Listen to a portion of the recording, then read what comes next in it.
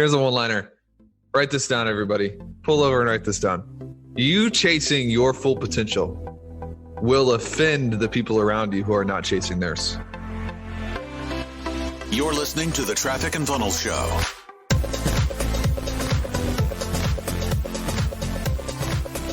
How's it going, everybody? Welcome to the Traffic and Funnels Show, the #1 podcast in the world.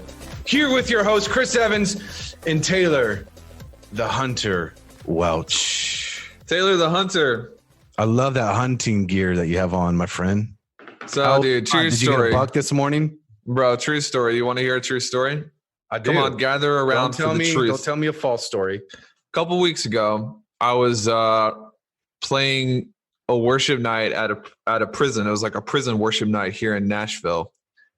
And I wore this hoodie. And then I told everybody that I wore it so I wouldn't get shot. And they looked at me like it was the worst joke of all time. But that's funny, bro. You know that that's funny. So you told the prisoners that? I didn't tell the prisoners that. I just told one of the guards and stuff. They didn't laugh.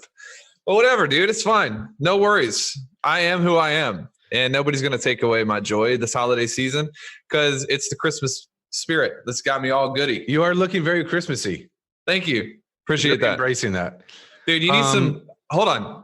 If we're going to keep doing this podcast, you need to fix your office because you don't have any furniture. It's nasty. I do have Look furniture. At this. There's a leather chair. Yeah, but nothing's on that wall and it's just gross, dude. It doesn't behoove the Christmas spirit. I set my environment to keep me humble. I love that. Because all I do is win. All I do is win every day, every week. Dang, bro. Today, everything's like orange. Today we're taking it to the juicy juice. We're going hardcore. Orange juicy juice. And here's the thing. Everybody now is talking about goals for 2020. Hey, how much money do you want to make? What do you want to do with your business? What things do you want to buy? How do you want to live? Stuff. But you know what nobody's talking about? What people do you want in your life in 2020? Title of today's podcast, A Prophet is Not Respected in His Hometown. Oh! Son of a gun. Oh my gosh. You okay, bro? You going to make it? I don't think so. I need a break. Sorry, dude. I need tissues. We haven't talked about this in a long time, dude, but it's really important that we talk about our processes for people. I don't know about you, but I have experienced the downside of growth in that the people that I thought would believe in me the most were actually the quickest to sort of turn on me, and old friendships, old relationships that weren't serving my mission. They weren't contributing to me moving forward. They were like this person. Everybody's got this friend. They're like, when you tell them that something you're looking forward to, they're like, why do you want that? Yeah. You can see it in their eyes. They're not necessarily excited for you the way that a friend should be excited for another friend. And so really sitting down, let's talk about our process for doing an audit of who's in your life right now that should not be, and who's not in your life right now that should be. And that clarity is really powerful. Yes. Yeah. I've had people say, man, why can't you just be happy, Chris, with what you have? Why do you have to do that? And I think it really comes down to us as entrepreneurs, especially, I think, are the majority of people who listen to this show. We are very growth oriented, right? And so we want to grow. We want to expand. And I think that it intimidates and threatens people who have been close to us for a long time. When we are expanding, we are growing. And I think that's honestly, it's scary and frightening for a lot of people. So if you are in this journey or on this journey and you are expanding, you are seeking to grow as a human being, as a business owner, your revenue and your relationships and everything, that is going to threaten people that have been close to you for years. You have to know that.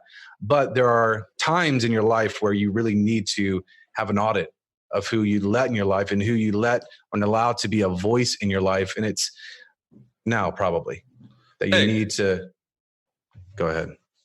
Am I just jumping in? I was just saying, hey, that's good. Hey, that's good. Here's a one-liner. Dude, if you could just have your organ going. Here's a one-liner. Write this down, everybody. Pull over and write this down. You chasing your full potential will offend the people around you who are not chasing theirs. It's true. Don't be confused when you decide that you're going to become something. Don't be taken aback when you decide that you're going to become something more than you've been. And everybody that has been around your social circle suddenly becomes a little bit standoffish because you're exposing the fact that there is a cap space that they are not chasing. And this is probably going to happen first with the people that are closest to you. And that's the unfortunate reality of outgrowing some relationships. And sometimes we need to stop mourning the relationships that we're outgrowing. Stop putting together cry parties and pity. Stop thinking about it that way. Less mourning those who have to go and more celebrating those who are to come, because oftentimes you're not going to hit a new season if you drag the same baggage in with you. You're not going to hit a new season if you drag the same people. Imagine the alcoholic, bro, who decides, I don't want to be an alcoholic anymore. This was Chris just a couple years ago. Most of the time, if you want to hit a new level, I'm not done. Stop it. Sorry. I was making a point. I mean, you had the longest pause you've ever had on this podcast. It's because you're muted and I couldn't hear you. Usually I thought you were teeing me up. Dude, okay. Imagine the alcoholic who says, I don't want to be an alcoholic anymore. His name is Chris Evans. He's like, I'm done being an alcoholic. And every night they go to the same bar that they've always gone to. And they rely on sheer discipline, but they smell the juice. They got to take a little sip. And then all of a sudden they're just into the same pattern. This is the same thing as somebody who says, you know what? I don't want to be mediocre anymore. I don't want to be less than my best anymore. I want to change my habits. I want to change my routines. I want to change my income, but they stay around the same old friendships. And you can smell it on their breath, the temptation to succumb to the mean and the average. There's no way that alcoholic, man, I respect his drive. I respect that he wants to be something, but you're being stupid because you're putting yourself in the same tempting environments. It's the same thing. When you decide you're going to be an entrepreneur, you're going to go to the next level, but you put yourself in the same bar or the same environment, the same relationships. There's no way you're going to outgrow that. So what's the issue that we've seen that people have in making this adjustment? Would you say the number one issue? Don't know, man. No clue. You took me out of my sweet spot just now. I'd say it's just a lot of it. Many times it's family. Oh, yeah, I know. People feel like they're abandoning their family, or they can't have a separation, at least for a time, from their family. There's some internal issues that they have with that. But you have to look at, one, it's okay to have that disconnect, at least for a season, until you develop and you hit that new level of growth. Because whether you like it or not, if you're an entrepreneur, you are growing, you decide that you want more out of life, you are a leader. And to become a leader, sometimes you need to take care of yourself first, have that growth first, build the muscle first, so that you can be that leader, that example to other people around you, and be the positive influence to others around you. Would you agree with that, my friends? Dude, there's nothing that I agree with more than that. Hey, what if you could be in the boardroom where we sit down and we plan out how we're going to grow our 8-figure company month in and month out? If you've ever wondered how traffic and funnels grew so quickly, there are strategies, there are formulas that you can model in your business that our clients are modeling to scale to the moon and back. This is an amazing program. It's called Insiders Access Monthly, and we've put together a couple words on a page that you can actually go and check out this offer, trafficandfunnels.com/IAM. You will not be sorry, I promise you. Let me know what you think. All right, can we just hit a couple of notes? So number one, right now in your life, you need to do an audit of your relationships.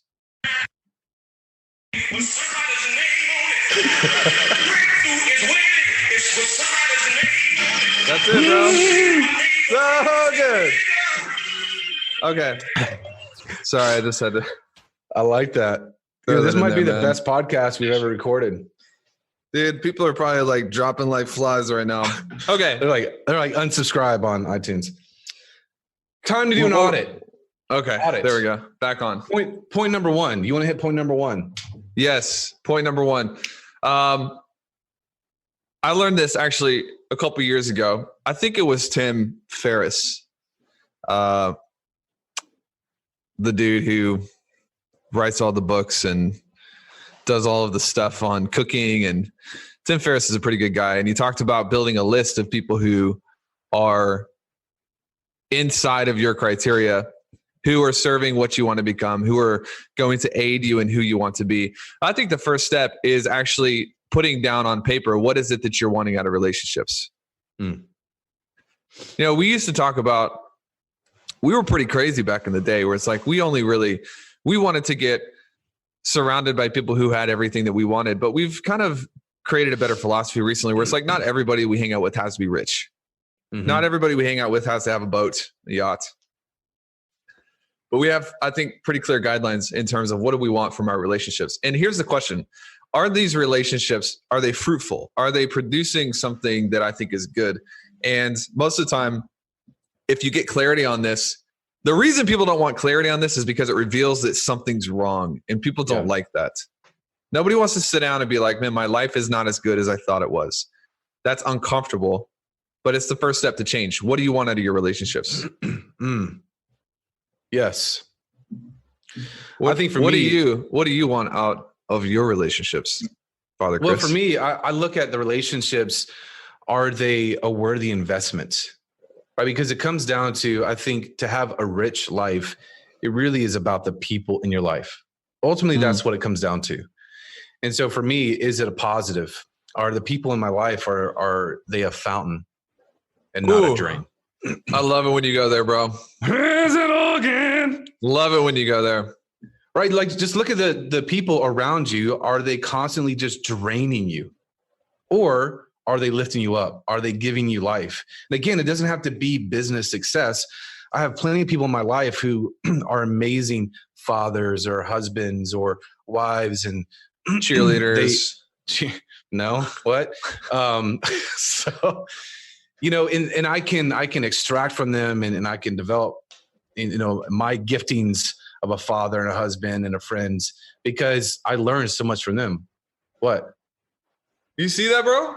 No. It's snowing. Leave it to Nashville. I'm dreaming of a white Christmas.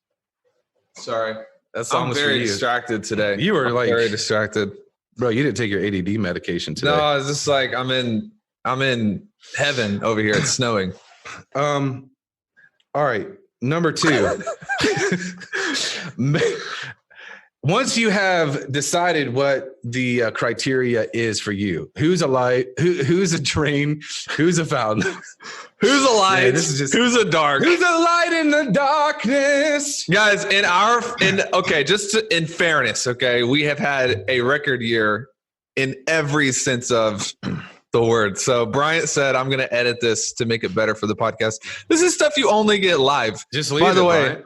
By the way, if you guys have questions about any of this, please let us know. Or if you have questions about anything else you want to talk about, take it away. Back to you, Chris. Right, so number 1 was recognize what you want out of your relationships. Number 2, make a list of who fits the criteria and who is taking away from it. Hey, this is actually really good to do. Have you ever done this for real? Not on paper.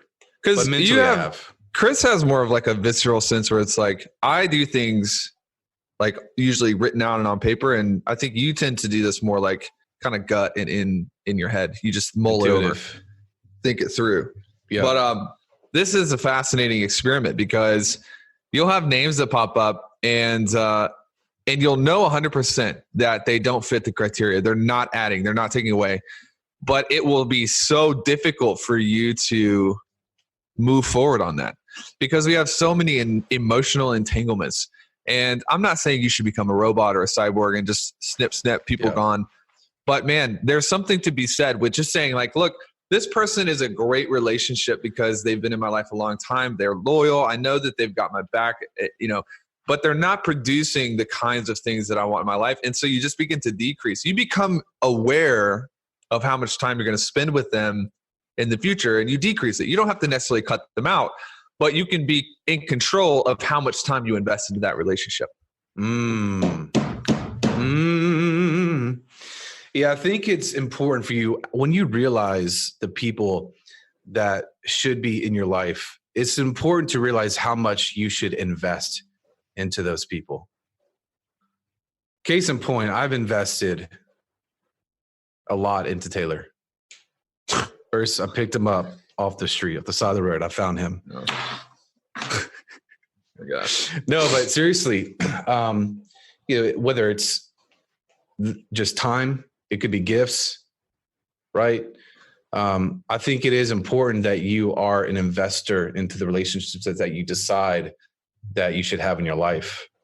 One of the things that we're doing next month is we are going on a trip with some relationships, some people that are really important to us, and we're taking them to Turks and Caicos with us. That's a good point. You just stopped like that was a... Matt Green says, how do I filter bad advice from people with good intentions? He's talking about his mom right now. Let's open that can of worms, Matt. I'll tell you how I do it. Chris, I don't know if you would be the same, but today in my current, I would say, healthy view of people, I just say thank you. Thank you for giving me that advice. But I know that it's not correct advice and their intentions are good.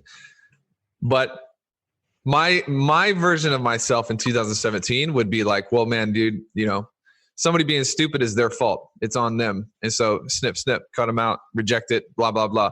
But today I think it takes so much time, unless that person is somebody that you're like, man, I want to.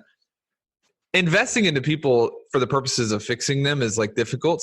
And it's a long game. It's got to require longevity. I was just talking with somebody the other day on our team about their family, and their family's causing some issues and some ruckus. And I'm like, dude, you have to decide like whether you're going to invest yourself fully to try to fix people, or if you're going to decide to be the healthiest person possible, and they can see that and learn from that and come and model you. And for me, I just don't want to get into that. If somebody gives me some piece of advice, I have no interest today in fixing that. I'll just say thank you, and then I disregard it. Yeah, that's a good word. And I think that's why it is crucial to have a multitude of counselors. Right? Identify the people in your group that have already accomplished what you want to accomplish. Surround yourself with those people. And, when you have that advice from someone who is a close family relationship, I think it could tend to be way less negatively effective on you, right? When you have sound counsel in your life and you don't have just that one voice that's talking in your ear, I think you just feel a lot more confident about the decisions that you're making. I agree. I agree with that. Matt said, sending my mom the link to this replay. Thanks, guys. Number 3. First, you got to sit down. You got to make a list of the things you want out of your relationships. Then you have to segment you have to audit your current circle. Who fits that criteria, who doesn't? And then number 3, this is a boldness move. You got to get bold here. You have to have less toleration for those who don't make the cut.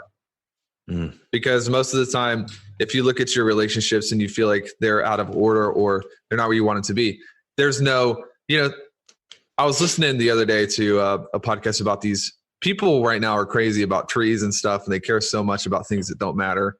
And dude, if you're a tree hugger, you can listen to this podcast all you want. But some trees, the reality is they just need to be cut down because they're old. And this guy he was talking about how it's that old, like Native Americans would go burn down pieces of the forest so that new things could grow. And we have an issue now where it's like these trees are not growing anymore. They're old. They're ready to die, but they're blocking sunlight. There's no vacuum. There's no vacuum to produce growth. And most of the time when it comes to people, you have to be bold enough to grow through removal. You have to be bold enough to create a vacuum, because the right relationships aren't going to show up if there's a plethora of wrong relationships. There's no room for that. There's no time for that. There's no space for it. It's just people are like trees, man. You got to cut them down every once in a while. Burn them. Pull out the weeds. You have to empty your cup so that it can be refilled. Refilled or refilled? Refilled. It's good, man. I'm just going to delete this replay when it's over. What else? No, this is good. This is good. Anybody have any questions about any of this? Sorry for the jokes today, guys. It's a good month to be alive, you know? Thanks for listening. For more from Chris and Taylor, visit trafficandfunnels.com and get a free gift just for being a subscriber. That's trafficandfunnels.com.